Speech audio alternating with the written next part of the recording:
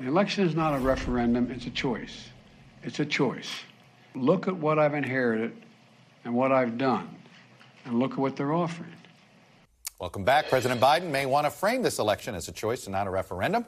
But as the landscape shifts back to a more typical midterm environment, or at least it looks that way this week, Republicans seem optimistic that the tide will continue to stay in their favor. I'm joined now by our excellent panel, PBS News Hour correspondent, Lisa DesJardins, former DNC senior advisor, Doug Thornell, and former advisor to speakers Paul Ryan and John Boehner, Brendan Buck, and particularly for this conversation, Brendan is a Georgia native, so he knows a little something going on there. Lisa, yeah. I was telling my staff this earlier today. When somebody tells you it's a choice election, not a referendum, it means they really hope it's a choice election, but they're worried it's a referendum. Fair? Right. Yeah, fair. It's a midterm year. It's a referendum no matter what. What we have right now emerging, Chuck, possibly, is the rarest of all midterms years where maybe both chambers could change hands, usually one or the other, and we could go through the history of what's happened this century.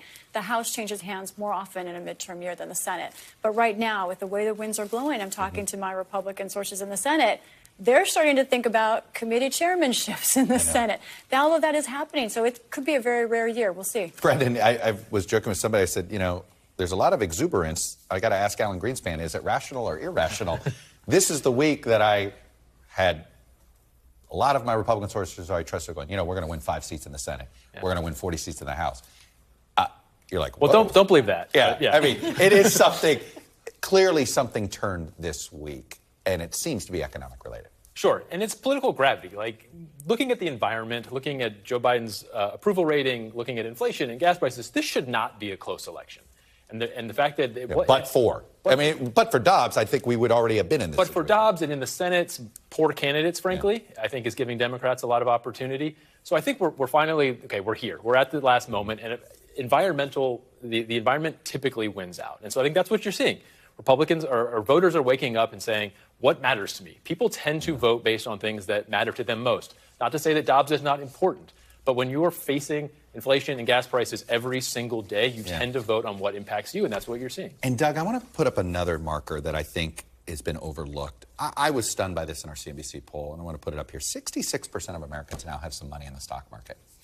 So then I went back and I looked at the last 3 months. This is October. A lot of people got their quarterly statement. The stock market tanked in the last quarter.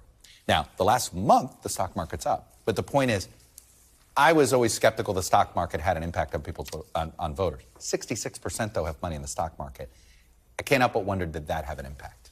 It might have. Look, the last 2 weeks have been tough for Democrats. But let me just say, for the last year plus, people have been writing Democrats off. And they've been saying, look, they're going to lose the House, they're going to lose the Senate, that historical trends, Biden's numbers, et cetera.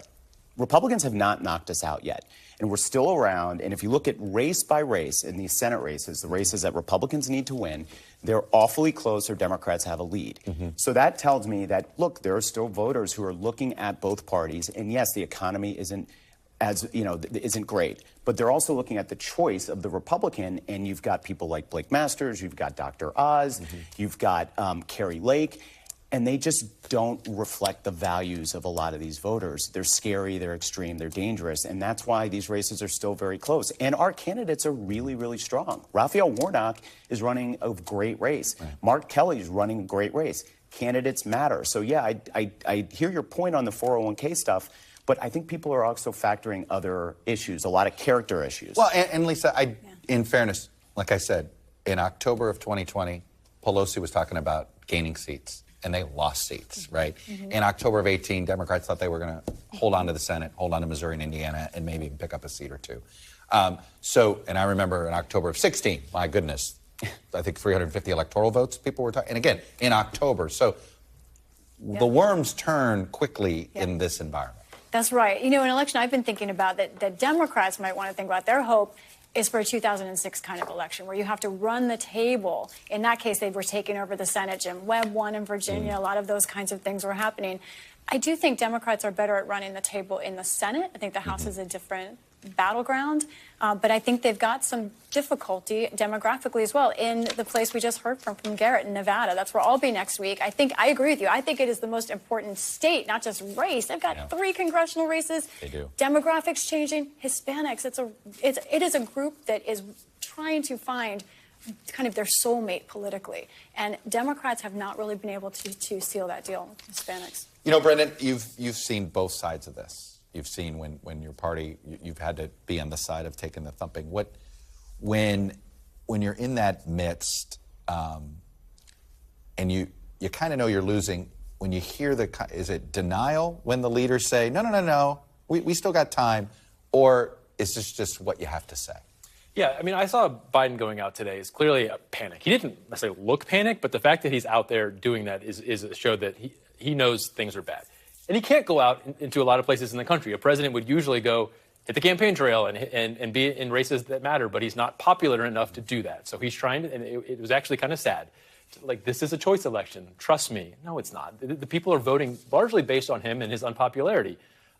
You know when it's coming. In 2018, we knew what was about to come because it's the environment. You feel it, and he feels it slipping away right now. You know, Doug, and another thing, we have a poll coming out Sunday, and I don't want to get into the details, but I looked at it and I was like, yeah, everything's competitive. And you look at it, you can look at it one way, see this, you can look at another way, see this. But it looked a lot like Virginia in 2021. Mm-hmm. And Virginia is very close, very competitive, but it tipped R. What's the lesson from Virginia that Democrats could avoid before election? I think what you're seeing in a lot of the races is that Democrats are talking about economic issues. Now, abortion has been an important issue that we've been prosecuting against Republicans. Mm-hmm. But when you look at all of the advertising that Democrats are doing, they're talking about a lot of these kitchen table issues, what they've done on gas prices, what they've done on prescription drugs. They haven't lost focus on that. And I think that is helping in a lot of these races. It hasn't been it hasn't just been a social-oriented fight. It's been Democrats sort of inoculating themselves and making the case on the economy and hitting Republicans on character issues. That's a bit of a shift, though. Democrats for a while were putting all their eggs in the abortion basket. No, all their negative eggs. No, there's a difference. A lot of the negatives have been on abortion and basically that these people are unfit to leave because they're extreme and dangerous. But when they're actually running their positive spots, they are talking about the economy. I'm seeing it in all the races that I'm doing. They are not. So you're right in terms of what the negative attack has been on Republicans, but what they're talking about positively has been on the economy. That is what they wanted to try to shift the conversation to. And I think they have found that there's just not enough people who think that is the reason why they're going to vote. And so now they are trying to play catch up, I think, on some of these economic issues. And it's tough at this point to do that. But the question is who's listening, right? Who's actually up for grabs here right now? And I really think it's women. I think female voters, and I'm not saying that most, I think a lot of women have decided, most of them, but there's one group that I think their priorities are changing is what's happening here, Chuck. I think a couple months ago, Dobbs was #1, and we saw then their point, and that even Biden voters, Trump voters, abortion. Now it's changing back to the economy. It's changing how women look at the race. We all die by the anecdote sometimes, you know. But I was just in Georgia this week, and I had an independent voter woman who was like, yes, Dobbs matters to me, but I'm a small business owner and the cost of living. And then we had, I think it was Ellison Barber, and we were doing some early voting, talking to people early voting, and this woman says going in, yeah, it's cost of living and all this stuff. Then she came out of the ballot box. She goes, and she came back and chased our reporters down and said, no, it's women's rights. Huh. So when she went into the ballot box, it is one of those things where I think that is still a wild card. But there's one other wild card that seems to be out there, African-American turnout. All the evidence right now is that it's not going to be great. How does that get turned around, Doug? Well, look, I think one of the concerns is particularly among black men, and if you see either black men not turning out or potentially voting at some level for Republicans, which normally doesn't happen. So what I think is happening, and you're seeing in a lot of different places now, is an emphasis on turnout among the black community. The NAACP is spending a lot of resources. A lot of the Democratic-oriented PACs are. And look, the biggest problem here, I think, is that these are resources that should have been spent 2 or 3 months ago. And I believe that black voters and Hispanic voters should never be treated as GOTV audiences, but as persuasion audiences. Yeah. Especially as, look, people are starting. Do you think that's why the enthusiasm numbers among African Americans are lower than it is among all Democrats?